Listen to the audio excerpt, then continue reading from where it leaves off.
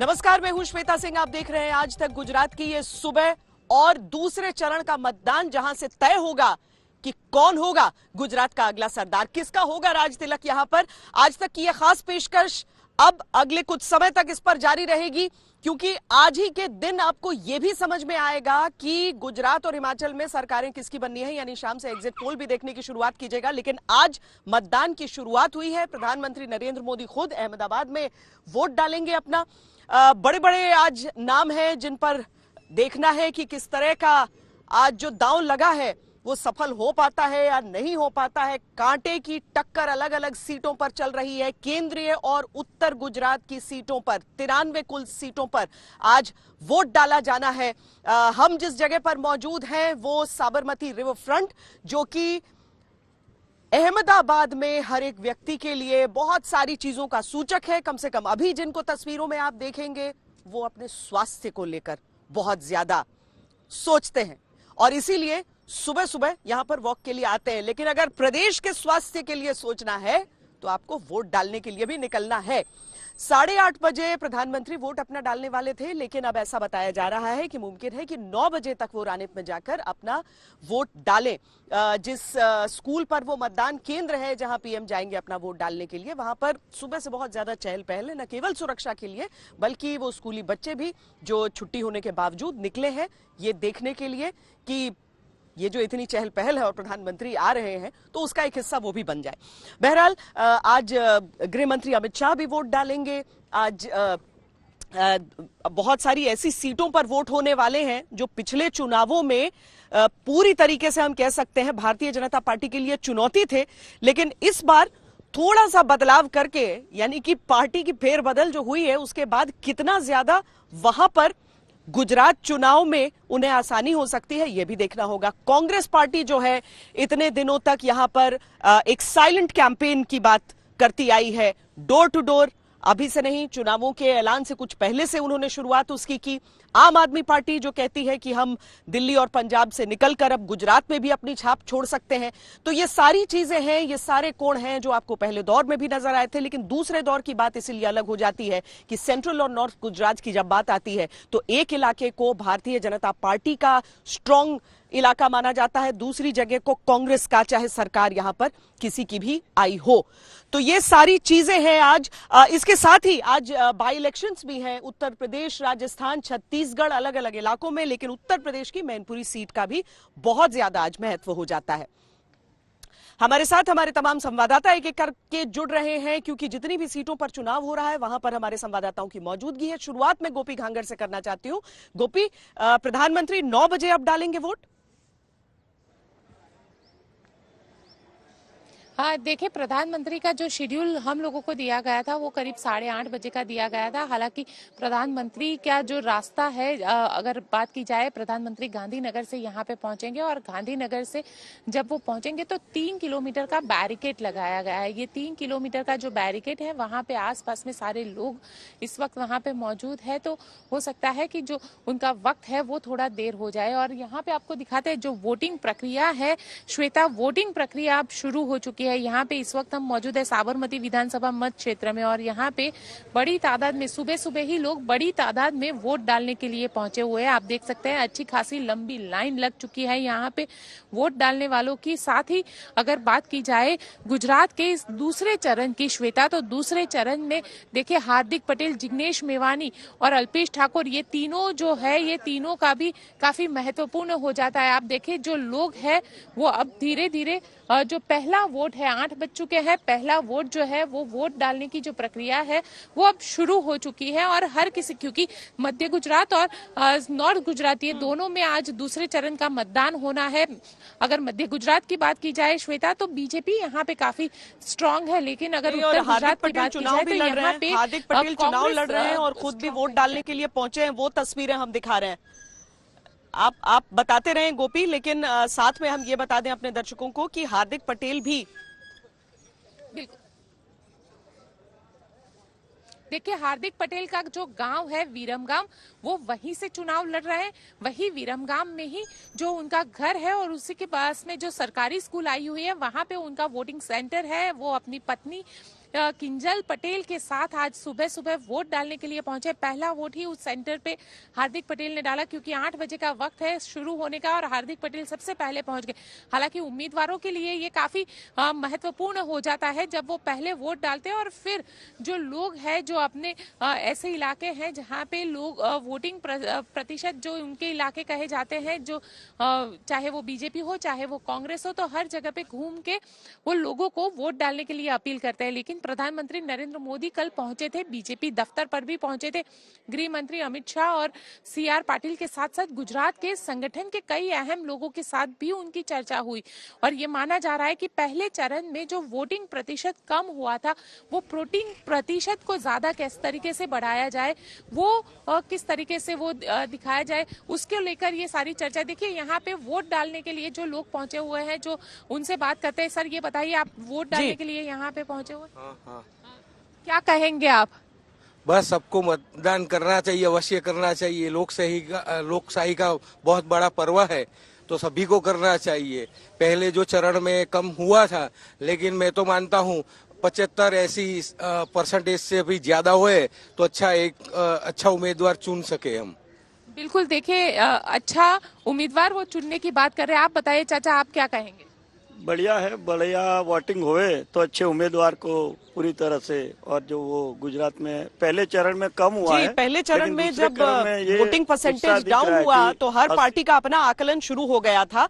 लेकिन वो आकलन एक तरफ है, राजनीति एक तरफ है। सबसे ज्यादा जरूरी होता है कि आप वोट जरूर डालें, क्योंकि ये अधिकार है। और बाद में कम से कम आपके पास ये आजादी रहती है कि आप तय कर सकें कि आपकी चुनी हुई सरकार थी या नहीं, या फिर आप ये ना कहें कि आजादी उस व्यक्ति को हो नहीं सकती है जिसने वोट डाला ना हो और उसके बाद किसी चीज को लेकर सरकार से नाराजगी दिखाए अपनी।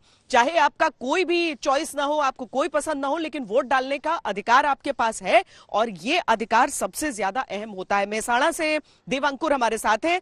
देवांकुर बताइए, एक तो अव्वल तो ये भी समझाइए लोगों को, क्योंकि अलग अलग राज्यों में अलग अलग तापमान, अलग अलग मौसम के साथ वोटरों की फितरत थोड़ी सी बदल जाती है कि वो सुबह ज्यादा आ रहे हैं बड़ी संख्या में वोट डालने, दोपहर के समय आ रहे हैं, शाम के समय ज्यादा लंबी लाइनें हो जा रही हैं। मेहसाणा में दिख क्या रहा है? बिल्कुल श्वेता, जैसा आपने कहा कि आपको शिकायत करने का या नाराजगी जताने का हक तब मिल जाता है जब आप वोट करने आते हैं। अगर आप वोट करने ही ना आए तो क्या आपके पास वो हक होगा? मैं इस समय मेहसाणा में के कड़ी विधानसभा क्षेत्र में मौजूद हूं, और यहां पर नितिन भाई पटेल, जो कि गुजरात के पूर्व उप मुख्यमंत्री रह चुके हैं, वो माना जा रहा है कि करीबन 10 बजे पहुंचेंगे, अपना मतदान जो है वो करेंगे। बेहद रोचक हो चुका है गुजरात का चुनाव श्वेता, क्योंकि बड़े जो नाम थे, विजय रूपानी जो कि पूर्व मुख्यमंत्री हैं, नितिन भाई पटेल, प्रदीप सिंह चुडासमा, जाडेजा और भूपेंद्र सिंह चुडासमा, ये वो तमाम नाम हैं जो कि फ्रे से बाहर हो गए हैं। बीजेपी ने इस बार उनको टिकट नहीं दी है।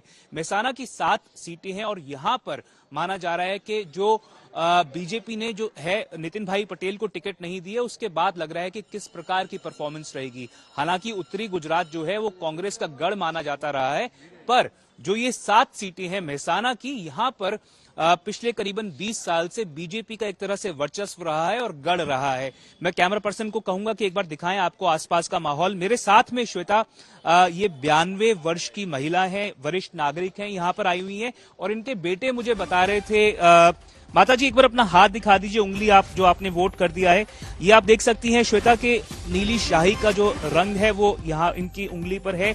इनके बेटे मुझे बता रहे थे कि सुबह 5 बजे से ही वो इनको कह रही थी कि मुझे वोट डालना है, वोट डालना है, मुझे लेकर चलो। और उनके बेटे भी इस समय हमारे साथ में मौजूद हैं।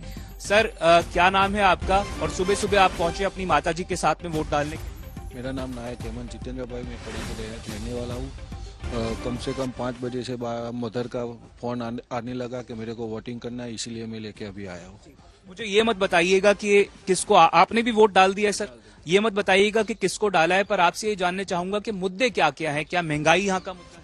महंगाई कुछ नहीं है, महंगाई के सामने हमको सब कुछ मिल रहा है। तो आपके हिसाब से जिस तरह से आम आदमी पार्टी भी इस समय इस बार फ्रे में है, कांग्रेस तो पहले से ही थी, क्या चुनाव जो है वो ज्यादा रोचक हो गया है इस बार? कुछ नहीं है रोचक, ये तो मफत वाली रेवड़ी सब देते हैं, मगर हमें गुजरात वाले कोई लेने वाला नहीं है रेवड़ी। मैं चाहूंगा एक बार कैमरा पर्सन दिखा दे पैन करके।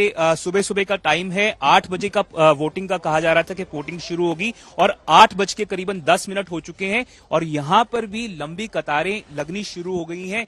गुजराती जो पहले चरण में भी हमने देखा श्वेता के चाहते हैं कि सुबह सुबह आकर वोटिंग कर लें और अभी भी आप देख रही हैं कि यहां पर लोग पहुंच चुके हैं, पहुंच रहे हैं और लंबी लंबी कतारें 12 बजे से पहले लगने की उम्मीद है।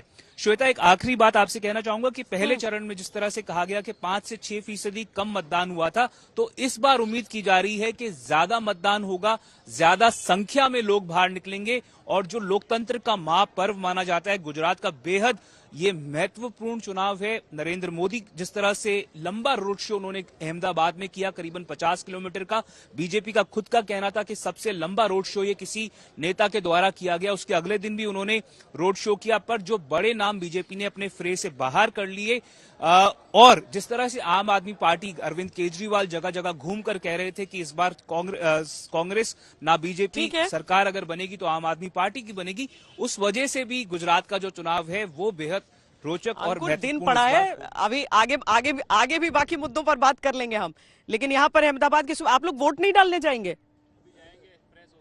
यहाँ पर अहमदाबाद के वोटर भी, अहमदाबाद में तो वोटिंग है आज। बस अभी वोटिंग के लिए जाना है। एक्सरसाइज करके वहीं जाएंगे। अच्छा, ये तो वोट डाल कर है। देखिए ये मैंने भी दिल्ली एमसीडी में डाला था वोट। मैंने मोरबी से डाला हुआ है, ऑलरेडी डन। अच्छा, ऑन फर्स्ट yes. मतलब पहले उसमें ही उनका हो गया था और अब ये जो दूसरे दौर का मतदान होना है, क्योंकि अभी गुजरात के ऊपर बहुत बड़ा सवाल हो गया है कि वोटिंग परसेंटेज नीचे जा रहा है। वोट तो डालने जाएंगे ना सब? बिल्कुल बिल्कुल, हाँ जी बिल्कुल जाएंगे। बस यहाँ से घर जाने के बाद वोट देने ही जाना है। वोट देने जाना। वैसे इस सुबह को और साबरमती रिवर फ्रंट को कौन ना कह सकता है, तो यहाँ भी स्वास्थ्य के लिए आ गए, पर वोट डालने सब जाएंगे अभी। जाएगी वहाँ अभी उधर से जाके उधर वोट डालने जाएगी। अच्छा, देखिए ये बहुत ज्यादा जरूरी होता है। वैसे विरमगाम में हार्दिक पटेल की पत्नी से बात की है सौरभ वक्तानिया ने, हमारे संवाददाता।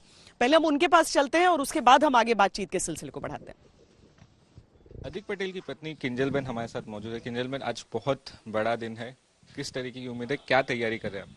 बिल्कुल, आज बहुत बड़ा दिन है। अभी हम पूजा करके वोटिंग करने निकलने वाले हैं और आज एग्जाम है, ऐसे ही मान लो, क्योंकि इतने दिनों से हम जो प्रिपरेशन कर रहे थे वो प्रिपरेशन अब खत्म हो चुकी है और आज एग्जाम का दिन है और 2 दिन के बाद रिजल्ट भी है, तो काफी उम्मीदें है कि रिजल्ट अच्छा ही आएगा। किस तरीके की उम्मीद कर रहे जनता से, क्या कुछ मुद्दे खास रहेंगे? हार्दिक पटेल से जब हार्दिक भाई से बात होती रहेगी, क्या कह रहे हो आज?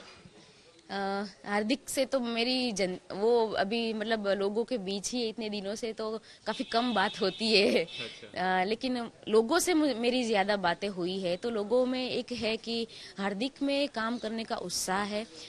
वो यहीं का लड़का है, हमारा विरमगांव का लड़का है, यहाँ बड़ा हुआ है, तो वो विरमगांव की परिस्थितियों से काफी ज्यादा वाकिफ है। अगर वो आएगा तो गाँव के लिए कुछ अच्छा करेगा, वो गाँव के लिए कुछ भला करेगा, ये उम्मीद है लोगों की। लंबी जर्नी रही है, आंदोलन का चेहरा थे, 21-22 साल की उम्र, और आज चुनाव लड़ रहे हैं पहली बार। क्या कुछ चल रहा है घर में, किस तरीके की हालत है? देखिए, चेंजेस हर किसी की लाइफ में आते हैं, ऐसे ही हार्दिक की लाइफ में भी है कि वो आंदोलनकारी थे, फिर कांग्रेस में गए, फिर भाजपा में गए आए, लेकिन माध्यम सिर्फ अलग अलग हुए, लेकिन उनका जो ध्येय था कि लोगों के लिए मुझे कुछ करना है, बस वो एक था। भले ही माध्यम अलग है कि आंदोलन भी किया तो लोगों के लिए किया, कांग्रेस में आए तो ये सोच किया कि मैं लोगों के लिए कुछ करूंगा, लेकिन वहां जब ऐसा लगा कि उनका कुछ लोगों के लिए वो काम नहीं कर पा रहे, तो सही दिशा में भारतीय जनता पार्टी में हम आए। तो ये मेरा कहना यही है कि भले ही माध्यम अलग अलग हो, लेकिन हार्दिक का सिर्फ यही एक ध्येय रहा है, गोल रहा है कि मुझे लोगों के लिए कुछ करना है। तो कांग्रेस का तो ये गढ़ रहा है, लेकिन इस बार क्या लगता है आपको, हार्दिक भाई जीत पाएंगे यहाँ पे? आपको उम्मीद है वैसे? 10 साल से अगर कांग्रेस आई तो इसका मतलब ये नहीं कि ये कांग्रेस का गढ़ है। देखिए, ऐसा नहीं कि 25 साल से 50 साल से कांग्रेस ही आई है यहाँ पे, भले ही 10 साल से यहाँ कांग्रेस है, लेकिन लोगों में एक रोष है कि कुछ भी काम नहीं हुए। विरमगाम के जो उन्होंने वायदे किए थे वो तो बिल्कुल भी नहीं हुए, तो अब भी रोष है लोगों में। और मुझे यकीन है कि अब इस साल हार्दिक है चुनाव में, तो मुझे पूरा यकीन है कि हार्दिक ही जीतेंगे। पूरी उम्मीद है कि हार्दिक भाई जीतेंगे? बिल्कुल उम्मीद है कि लोगों को पूरा विश्वास है लोगों का कि हार्दिक हमारे लिए कुछ करेंगे, और मुझे विश्वास है कि लोगों का साथ हमें मिलेगा। तो दावे, यकीन, आत्मविश्वास सब रहता है, लेकिन देखिए आखिरी लम्हे तक सब चाहते हैं कि किसी की भी तरीके से उनका जो फासला है, उनकी जीत हो, उनकी जीत का फासला बढ़े। यहाँ पर अहमदाबाद के वोटर्स जिन्हें हम जो एक एक करके जा भी रहे हैं, आप क्या फर्स्ट टाइम वोटर हैं? Yes ma'am, it's my first time today. मतलब एक्साइटमेंट है बहुत ज्यादा कि चुन पाएंगी आप। यहाँ पर कितनी दूर है आपका voting? That is 15 minutes from here. यहाँ से 15 मिनट्स है। आप लोग भी सब जा रहे हैं ना वोटिंग? जा रहे हैं। हमारा वोटिंग है कृष्ण नरोड़ा पे है। अभी जा रहे हैं वोटिंग करने के लिए। अच्छा, तो अभी एक एक करके सब यहाँ से जरूर वोटिंग करने के लिए जा रहे हैं, लेकिन हम आपको गोधरा भी लिए चलते हैं जहां से हमारे संवाददाता हमारे साथ हैं, और रानिप जहां से गोपी भी हैं, और साथ में हिमांशु भी। हिमांशु, आप उसी बूथ पर हैं जहां पीएम आएंगे अभी? पीछे से बूथ पर हूं जहां पर प्रधानमंत्री नरेंद्र मोदी जो है वो 9 बजे मतदान करने के लिए पहुंचेंगे। और मैं एक और चीज अपने कैमरामैन संजीव कुमार से कहूंगा वो दिखाएं कि किस तरीके से जो है लोग खड़े हुए हैं प्रधानमंत्री नरेंद्र मोदी की एक झलक पाने के लिए। ये अपने आप में, चाहे 2017-19 में हम लोगों ने देखा कि जब प्रधानमंत्री नरेंद्र मोदी यहाँ वोट करने आते हैं तो अपने आप ये रोड शो में तब्दील हो जाता है। लोग सड़क के दोनों तरफ आके जो है वो खड़े हो जाते हैं और प्रधानमंत्री नरेंद्र मोदी हाथ हिलाते हुए और लोगों का अभिनंदन करते हुए जाते हैं और मतदान करने के लिए आते हैं। आज बड़ी खास बात यह है कि शायद प्रधानमंत्री नरेंद्र मोदी जो हैं वो ओपन कार में वोट करने आए। जिस तरीके से रोड शो किया जाता है ना, उस तरीके से वो ओपन कार में जो है यहाँ पर वोट करने आएंगे इसी निशान स्कूल के अंदर। और उसमें वोट करने के बाद जो है प्रधानमंत्री नरेंद्र मोदी जो है वो यहाँ से अपने भाई सोमा भाई मोदी के घर पर जा सकते हैं मिलने के लिए उनसे। सोमा भाई के ही घर पर जो है वो प्रधानमंत्री नरेंद्र मोदी का नाम जो है मतदाता सूची में है। तो इसीलिए प्रधानमंत्री नरेंद्र मोदी इस बार जो है अपने भाई के घर भी जाने वाले हैं। कल देर रात वो जो है वो अपनी माँ हीराबाद से मिलने गए थे, उसके बाद वो कमलम गए। वहां पर उन्होंने भारतीय जनता पार्टी के जो नेता हैं या प्रदेश अध्यक्ष CR पाटिल और गृह मंत्री अमित शाह के साथ मंत्रणा की और ये सुनिश्चित किया कि जिस तरीके से पिछली बार जो है मत प्रतिशत कम रहा पहले चरण में, उसको किस तरीके से बढ़ाया जाए। शहरी क्षेत्रों के अंदर जो है मतदाता क्यों नहीं वोट कर रहे, इन सब चीजों को लेकर उन्होंने एक रणनीति तय की कि कहीं ना कहीं कार्यकर्ता जो है वो जाए आम जनता के बीच में और मतदान करने के लिए उनको बाहर लेके आए। ये सारी चीजें जो है उसको लेकर कम से कम यही चाहते हैं कि ज्यादा से ज्यादा वोटर जो हैं वो निकल कर जाए मतदान केंद्रों में। सीधे अहमदाबाद से आप देख रहे हैं आज तक दूसरे चरण का मतदान आज गुजरात में चल रहा है। अलग अलग तस्वीरें हमारे सामने जो आ रही हैं, कहीं कहीं पर बहुत लंबी लाइनें भी लगी हैं, बहुत उत्साहवर्धक वो तस्वीरें हैं। और इसके साथ ही कुछ इलाकों में जहां पे धीमी रफ्तार से शुरुआत हुई है, 1 घंटे की वोटिंग जब हो जाएगी उसके बाद प्रतिशत आने की शुरुआत हो जाएगी, यानी कितनी वोटिंग चल रही है। फाइनल दौर के लिए ये मतदान शुरू हो गया है। पहले दौर का मतदान जब हुआ तो उसमें जो कम वोटिंग परसेंटेज था वो एक बहुत बड़ी चर्चा का विषय बना था। लेकिन आज क्या गुजरात की जो बाकी इलाके यानी सेंट्रल गुजरात और नॉर्थ गुजरात की जो कंस्टिट्यूएंसीज वोट के लिए आज जा रही हैं, क्या वहां पर आज उसकी खाना पूर्ति हो जाएगी? क्या गुजरात बड़ी संख्या में निकलेगा? अपील यही की जा रही है। हम भी आपसे कह रहे हैं कि अपने घरों से निकलिए, वोट डालना आपका अधिकार है, वोट जरूर डालिए चुनावों में। और हम आपको अलग अलग संवाददाताओं के पास लिए चले। उसके साथ ही हम ये भी बता दें कि हमारे साथ इस समय विनोद अग्निहोत्री जी वरिष्ठ पत्रकार हैं, साथ में संजय कुमार जो कि राजनीतिक विश्लेषक हैं, आंकड़ों के बहुत को अच्छे से समझते हैं, परखते हैं। उनसे भी हम समझेंगे इन वोटिंग परसेंटेज के सारे मायने। पहले हम गोधरा लिए चलते हैं जहां से पंकज उपाध्याय इस समय हमारे साथ हैं। पंकज, गोधरा चाहे मुद्दा वहां का जो भी हो, लेकिन बाकी इलाकों के लिए मुद्दा जरूर बन जाता है। इस बार तो और भी ज्यादा बढ़ चढ़कर बयानबाजी हुई है, पर चूंकि सुबह का समय है, मैं आपसे पहले यह जानना चाहती हूं कि आपको कितना उत्साह दिख रहा है मतदाताओं में? निकल रहे हैं, बाहर आ रहे हैं?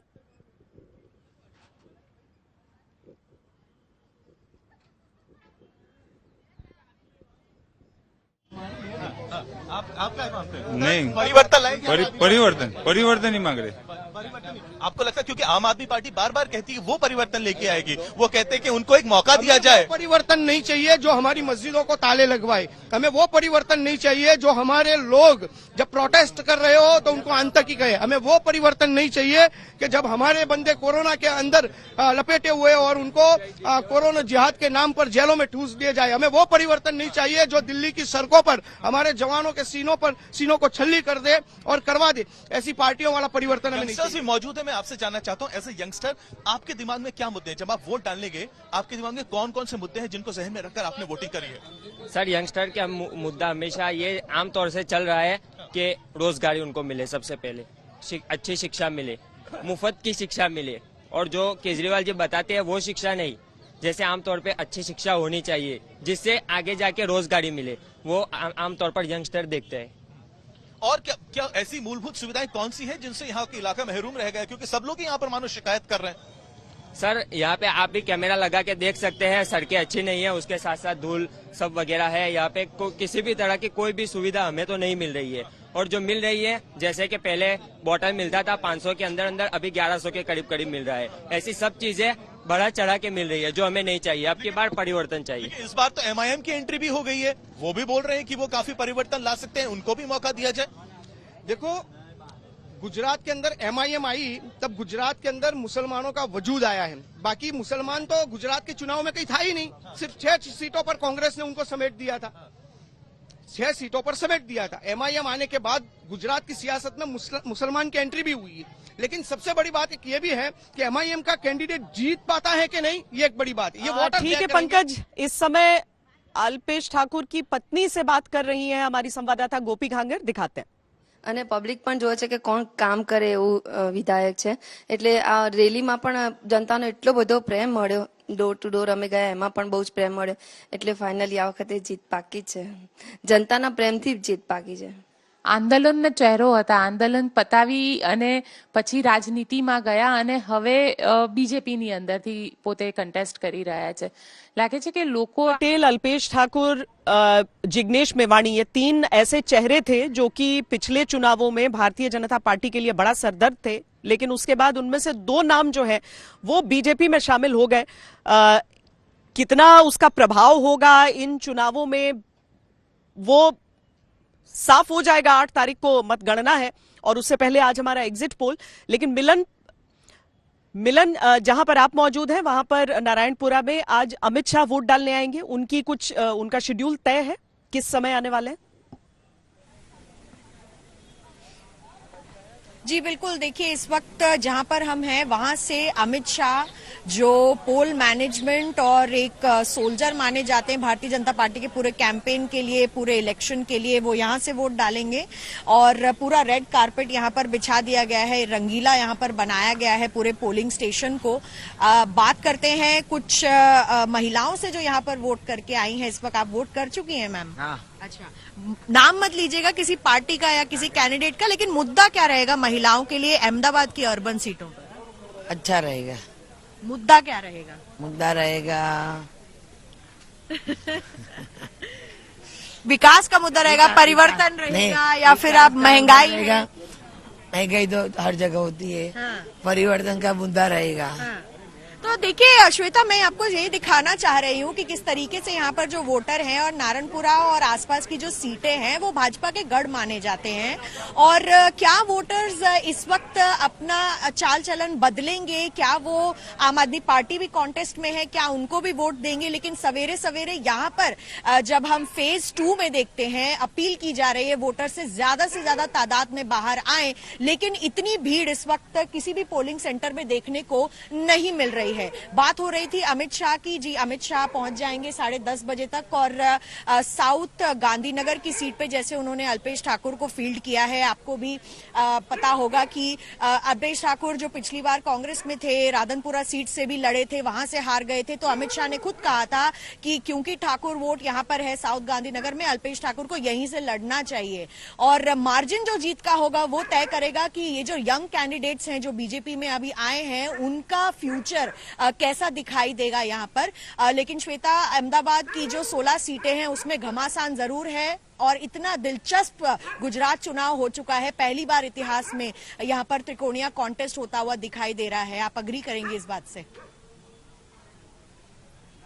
जी, और हिमांशु, प्रधानमंत्री अब पहुंचने वाले होंगे, लेकिन पहले मैं संजय जी आपके पास आपसे ये समझना चाहती हूं कि अगर हम 3.5% के आसपास का वोटिंग परसेंटेज में कमी नजर आती है पहले दौर में और हर राजनीतिक पार्टी अपनी तरफ से उसका विश्लेषण सामने पेश कर देती है, क्या वाकई ये किसी चीज का सूचक हो सकता है?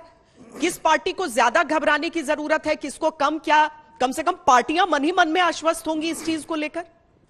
नहीं श्वेता, मुझे लगता है कि इन आंकड़ों को का जो इंटरप्रिटेशन है वो एक बड़ा घिसा पिटा इंटरप्रिटेशन है। अगर टर्नआउट बढ़ रहा है तो इसका मतलब एंटी इनकम्बेंसी मूड है, टर्नआउट घट रहा है तो प्रो इनकम्बेंसी है।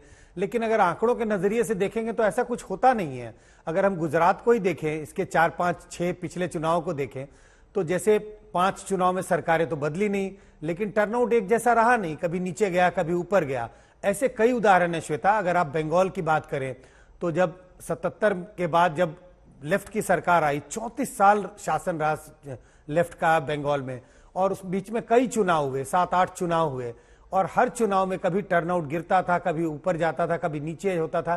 एक बार तो 20% का बदलाव आया, 20% टर्नआउट बढ़ गया, फिर भी लेफ्ट की सरकार बराबर जीत के आती रही। ऐसे कई उदाहरण है, त्रिपुरा का उदाहरण है, सिक्किम का उदाहरण है।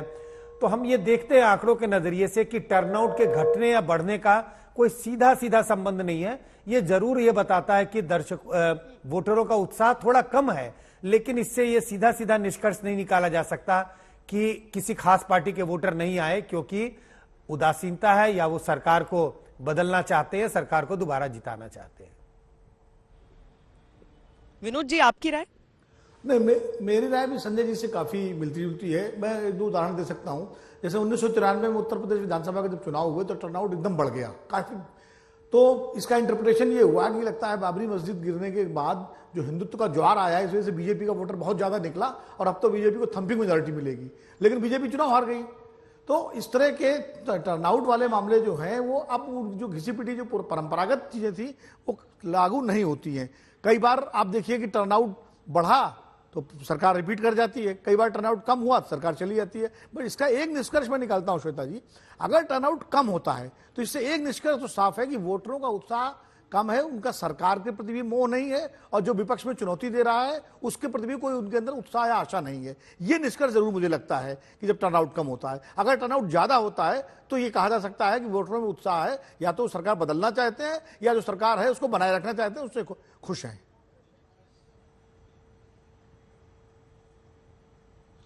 हालांकि भारतीय जनता पार्टी के कुछ नेता ऐसे भी हैं जो जिनका ये मानना है कि चूंकि शादियों का समय शुरू हो गया है इस वजह से बहुत ज्यादा लोग उत्साह नहीं दिखा रहे।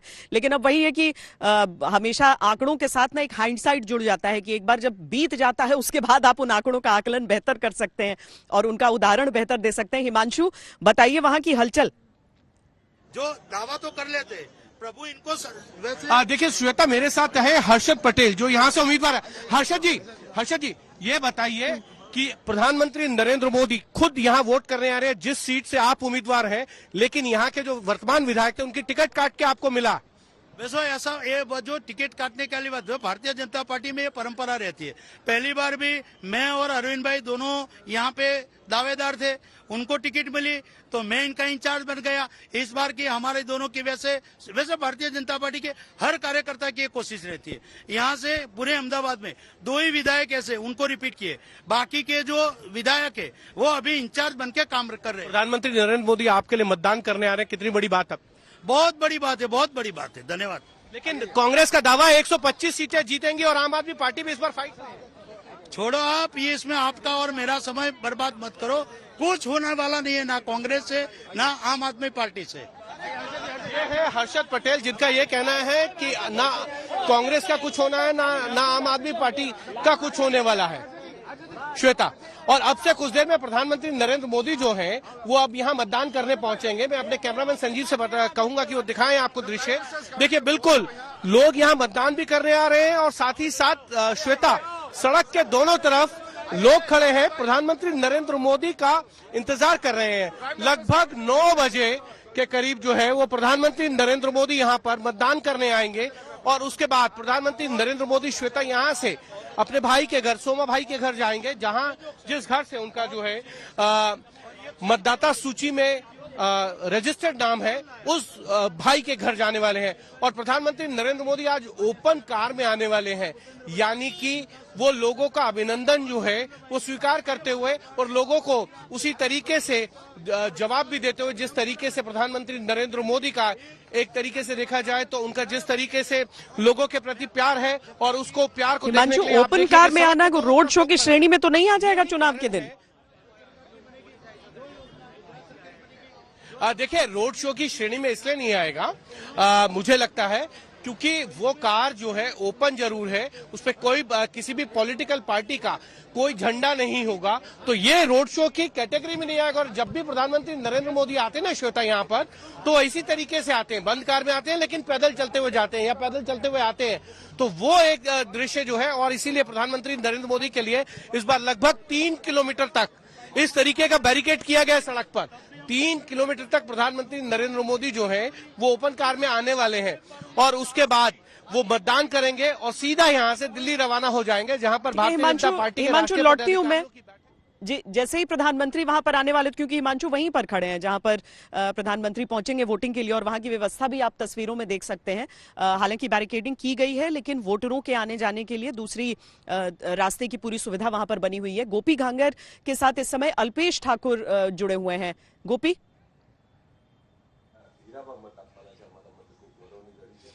बिल्कुल श्वेता, देखिए इस वक्त अल्पेश ठाकुर जो है वो अपने घर पर है और अब वोटिंग के लिए यहाँ से निकलेंगे और उससे पहले उन्होंने यहाँ पे अपने घर में पूजा अर्चना की है। सबसे पहले तो आपको मैं कैमरामैन अनिल जायसवाल से कहूंगी कि उनकी पत्नी जो है वो इस वक्त यहाँ पे पूजा अर्चना कर रही है। आपको ये दृश्य दिखाने की कोशिश हम करेंगे कि उनकी पत्नी जो है वो इस वक्त यहाँ पे पूजा अर्चना कर रही है और दुआ मांग रही है कि कहीं जिस तरीके से 2017 का जो आंदोलन हुआ था उसके बाद जिस तरीके से वो राजनीति में आए हैं तो उसमें उनको जीत मिल जाए। और अल्पेश ठाकुर से भी बात करने की कोशिश करेंगे कि क्या कहना है उनका, क्योंकि राजनीति में जिस तरीके से 2017 का आंदोलन रहा था और अब एक बार फिर बीजेपी से वो चुनाव लड़ रहे हैं, तो वैसे में अल्पेश ठाकुर क्या कहते हैं उनसे बात करने की कोशिश करते हैं कि क्या कहना है। अल्पेश भाई, ये बताइए कि क्या कहेंगे, इस बार चुनाव लड़ रहे हैं, बाई इलेक्शन हार गए थे,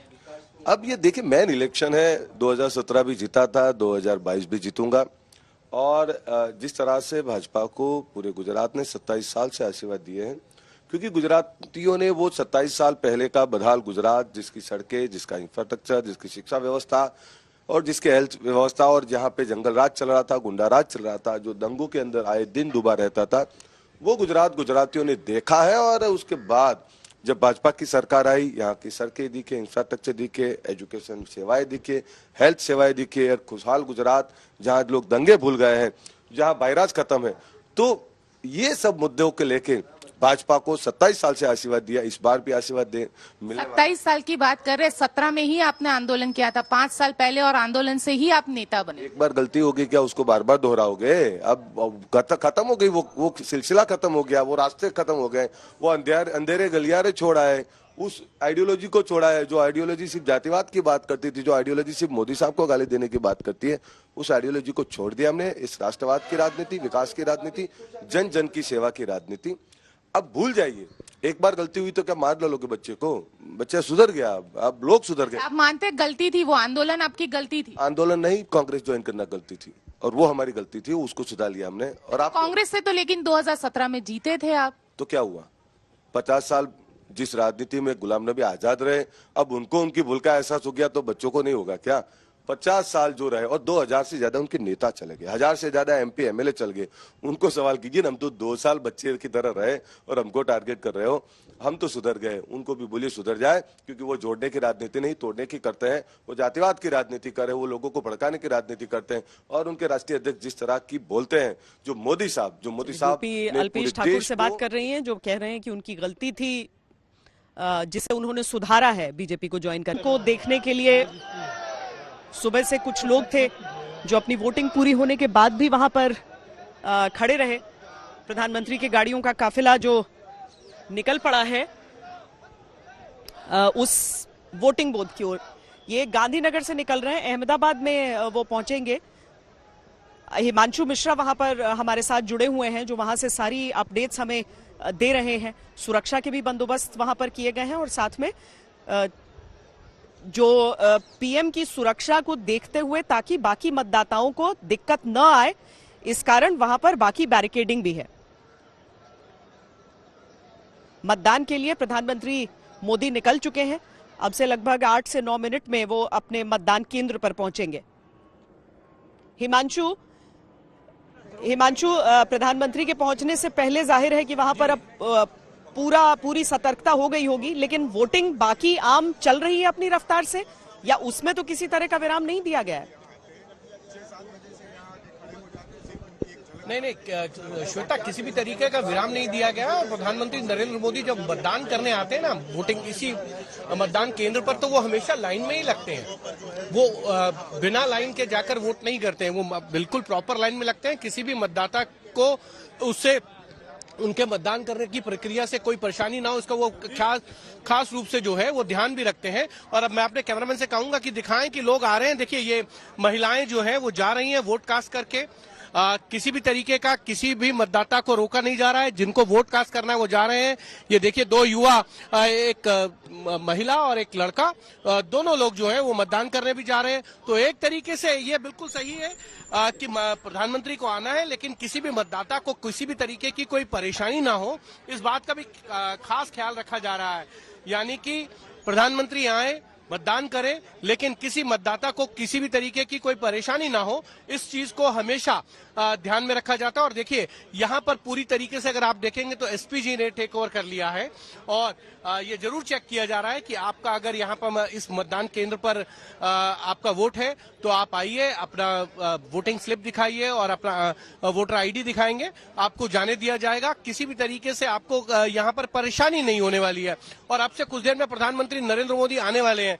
मतदाता जो आ रहे हैं वो अलग है, लेकिन बहुत से लोग आपको दिखाई दे रहे होगा। श्वेता, मैं अपने कैमरामैन से कहूंगा दिखाएं कि ये सड़क से जिससे आएंगे लगभग 3 किलोमीटर तक की जो है वो बैरिकेडिंग की गई है। लोग यहाँ पर जो हैं वो खड़े हुए हैं, सुबह से इंतजार कर रहे हैं। जब मैं सुबह 6:15 पर आया था, तब यहाँ पर लोग जुटना शुरू हो गए थे। और अब आप देखिए कि बिल्कुल वैसा ही नजारा, जिस तरीके का नजारा आपको जो है 3 दिन पहले अहमदाबाद में दिखा था, जब 50 किलोमीटर का एक लंबा रोड शो प्रधानमंत्री नरेंद्र मोदी ने किया। और फिर चुनाव प्रचार के खत्म होने से एक दिन पहले प्रधानमंत्री ने लगभग जो है वो 17 किलोमीटर का रोड शो किया था। तो एक तरीके से अगर आप देखेंगे तो बिल्कुल प्रधानमंत्री नरेंद्र मोदी की लोकप्रियता किसी भी तरीके से गुजरात में कम नहीं हो रही है।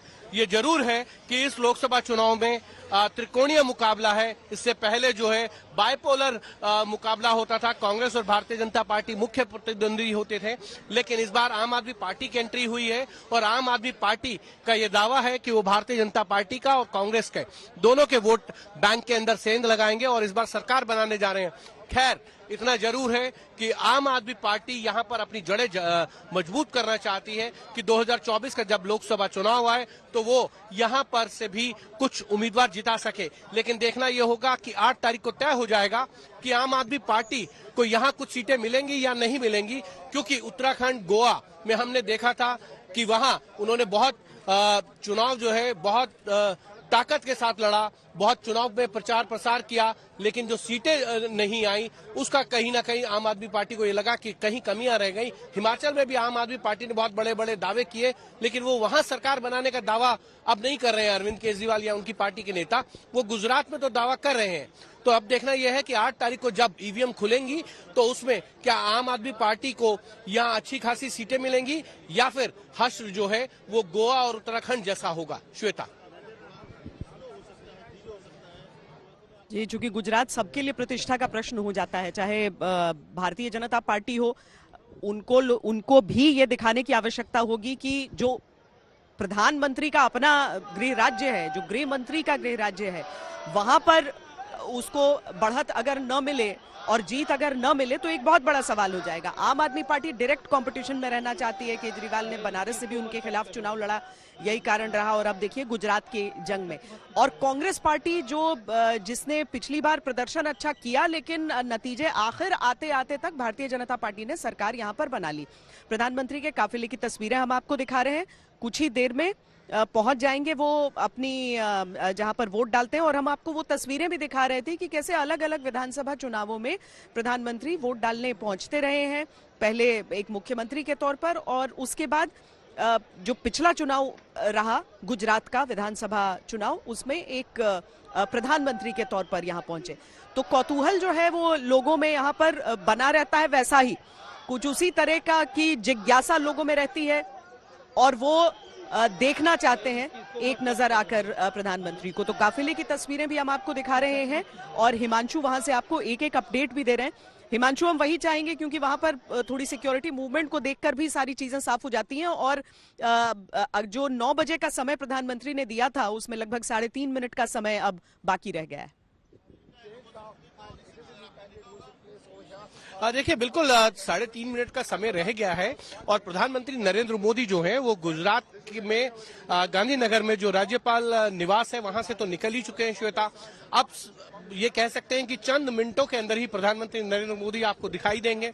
उनका काफिला यहाँ आएगा, और वो यहाँ ही इसी जगह उनकी गाड़ी खड़ी होगी, और उसके बाद वो इस गेट से स्कूल के जो है वो मतदान करने के लिए अंदर जाएंगे। और उनके इंतजार में जो हर्षद पटेल हैं, जो इस बार यहाँ पर चुनावी मैदान में है, साबरमती विधानसभा क्षेत्र से वो है, और साथ ही साथ अश्विन पटेल भी हैं, अरविंद पटेल, जिन्होंने पिछली बार यहां से चुनाव जीता था। तो कहीं ना कहीं एक तरीके से ये जरूर है कि हर आदमी इंतजार करना चाहता है, और मुझे अब लगता है कि चंद मिनटों के इंतजार के बाद जो है वो प्रधानमंत्री नरेंद्र मोदी का काफिला जो है वो यहां पर आके रुकेगा और वो मतदान करेंगे। उसके बाद प्रधानमंत्री नरेंद्र मोदी जब यहां से निकलते हैं तो लोग जो है वो मोदी मोदी के नारे तो लगाते ही हैं, ये हम सब जानते हैं। 2017 में भी हमने देखा था, 14 में भी यहाँ पे मैं था, 19 के लोकसभा चुनाव में भी इसी तरीके का नजारा जो है वो श्वेता था। तो एक तरीके से जरूर ये है कि प्रधानमंत्री नरेंद्र मोदी की लोकप्रियता जो है वो भारतीय जनता पार्टी के लिए एक मजबूत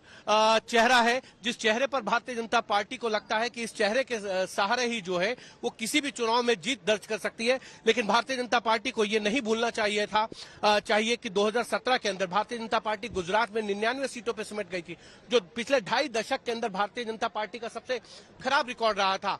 और उस वक्त चुनाव के अंदर जिस तरीके से प्रधानमंत्री नरेंद्र मोदी ने ताबड़तोड़ रैलियां की थी, 23 रैलियां प्रधानमंत्री नरेंद्र मोदी ने जो है वो 2017 के चुनाव में की थी। इस बार उन्होंने 27 रैलियां की हैं, 2 कार्यक्रम और किए हैं। तो इस देखा जाए तो प्रधानमंत्री नरेंद्र मोदी इस बार बड़े मुस्तैदी के साथ एक एक सीट पर नजर भी लगाए हुए हैं। मेरे सूत्र बता रहे हैं कि लगातार यहाँ पर पार्टी के नेताओं के साथ जो है वो संपर्क में थे, और वो लगातार जानकारी ले रहे थे कि पहले चरण में वोट कम क्यों हुआ और किन किन सीटों पर भारतीय जनता पार्टी को क्या उनको लग रहा था जहां फंसी हुई सीटें हैं उनके बारे में जानकारी ले रहे थे कि जो फीडबैक आया है वो क्या है। और कल उन्होंने कमलम, जो भारतीय जनता पार्टी का गांधीनगर स्थित पार्टी दफ्तर है, वहां वो गए। उन्होंने पार्टी के अध्यक्ष CR पाटिल से मुलाकात की, अमित शाह से मुलाकात की, और पूछा कि वोटिंग क्यों कम हुई, वोटिंग परसेंटेज के लिए कैसे लोगों को लाया जाए, हमारे जो वोटर हैं उनको बाहर लाने की जिम्मेदारियां आप लोग दीजिए, ऐसा ना हो कि पहले फेज की तरह जो है वो वोटिंग परसेंटेज कम हो जाए। शहरी क्षेत्रों में ज्यादा से ज्यादा लोग बाहर आए, वोट करें, इसको लेकर चिंताएं हैं भारतीय जनता पार्टी की। प्रधानमंत्री नरेंद्र मोदी पूरी तरीके से गुजरात चुनाव पर फोकस किए हुए हैं, कई सीटों को लेकर, क्योंकि ये कहा ही जाता है कि गुजरात की एक एक सीट और एक एक चप्पे को वो बहुत भली भांति जानते हैं। तो फीडबैक उनके पास आते हैं, वो पार्टी के नेताओं से बात करते हैं, पूछते हैं कि क्या है, क्या ये जो फीडबैक है इसको लेकर क्या करना है, ये सारी चीजें। और आप देखिए कि अहमदाबाद में प्रधानमंत्री नरेंद्र मोदी ने 50 किलोमीटर का रोड शो किया, उससे पहले उन्होंने सूरत में रोड शो किया था 36 किलोमीटर का, और उसके बाद अहमदाबाद में चुनाव प्रचार थमने से एक दिन पहले उन्होंने लगभग 17 किलोमीटर का जो है वो रोड शो किया। तो सारी विधानसभाओं को अगर देखा जाए, 21 विधानसभाएं हैं अहमदाबाद मुरादाबाद क्षेत्र में, तो उन सभी विधानसभाओं को उन्होंने कवर कर लिया इन रोड शो के जरिए और एक सभा को भी यहाँ पे संबोधित किया। तो प्रधानमंत्री नरेंद्र मोदी ये जरूर जानते हैं कि गुजरात के अंदर भारतीय जनता पार्टी का संगठन बहुत मजबूत है, लेकिन उसके बावजूद जिस तरीके से आम आदमी पार्टी की एंट्री हुई है, उस एंट्री के बाद प्रधानमंत्री को भी ये लगता है कहीं इसका नुकसान जो है भारतीय जनता पार्टी को ना हो जाए सबसे और बड़ी आम आदमी ताकत पार्टी के साथ-साथ कांग्रेस के साथ बहुत बड़ी कमजोरी भी हो जाती है उसमें सेंध ना लगा।